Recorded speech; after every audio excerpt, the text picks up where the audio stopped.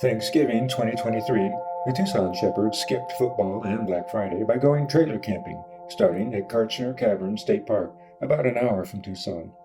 The campground has hookups, so this wasn't necessarily roughing it, but we lit a fire and cooked Thanksgiving dinner over wood, and under wood as well, since we used the cast iron Dutch oven. Harkening back to my Boy Scout days, Dutch ovens use coals on the bottom and on the lid to cook.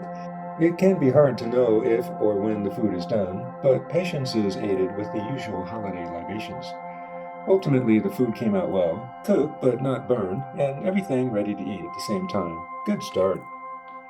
Kartchner Caverns is open for cave tours, which stands to reason, as it is world class as far as caves go. Several tours are led each day, but Kartchner is so good the tours fill up by reservation weeks ahead of time.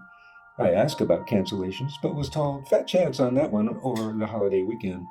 No matter, I've taken the tour many times already, so I'm good. If you've not yet been inside Kartchner, add that to your bucket list and do it someday. The grand rooms are spectacular, full of shields and flows, stalactites and stalagmites, yes, there's a difference, and soda straws, particularly delicate formations. The patch is nice, but really, nothing beats taking the tour. I happen to have known one of the discoverers of Kartchner Caverns. In the 1990s, a fellow graduate student in geosciences at the U of A was Randy Tufts, who, along with his caving buddy, discovered the cave back in the 1970s. We didn't overlap much thematically. I did tree rings, and Randy contemplated Europa, a moon of Jupiter. But we both were interested in earthquakes and consequently took one class together, tectonic geomorphology. A bit specialized as subdisciplines go, but it has its own working group and therefore a logo. That year, 1992, a biggish earthquake occurred out in the Mojave Desert, creating all sorts of scarps and surface deformation. So the field trip for the semester went to the Mojave to map fresh earthquake evidence. What a treat it was to spend time with Randy in the field. He passed away in 2002, a crushing loss for all who knew him.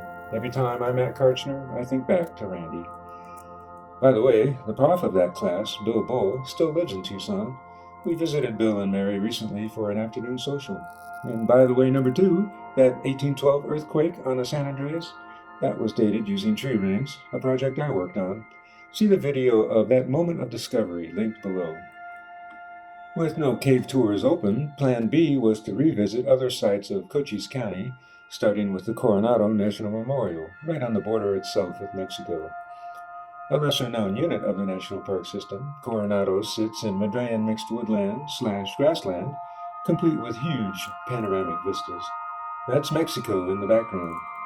The featured interpretation of this park is the expedition by the Spanish explorer Francisco Vázquez de Coronado, who entered the American Southwest in 1540, then made his way as far as Kansas, and then left after a couple years. The Coronado expedition was big, if not unwieldy. Talk about a field trip. And it had heavy clothing.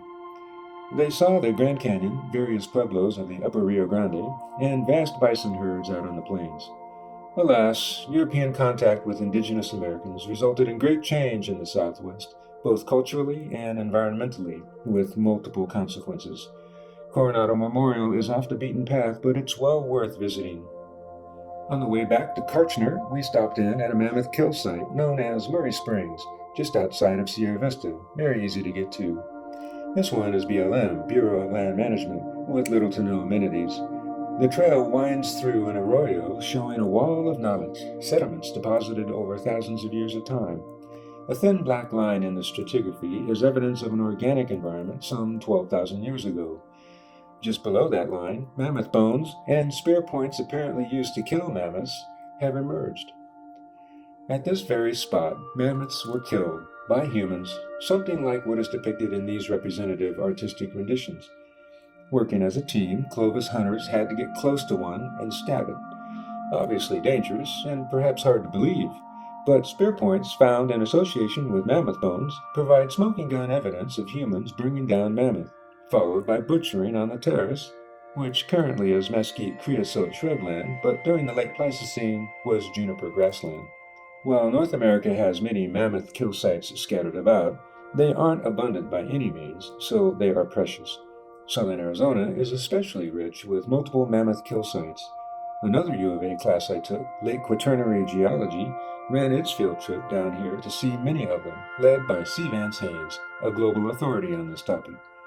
Murray Springs, another bucket lister if you haven't seen it. By the way, Killing Mammoths is its own genre and comedy, with many cartoons depicting the event. This one, A Far Side, is legendary. To clarify, the bow and arrow doesn't show up in the archaeo record for another few thousand years. Still, hilarious, this cartoon.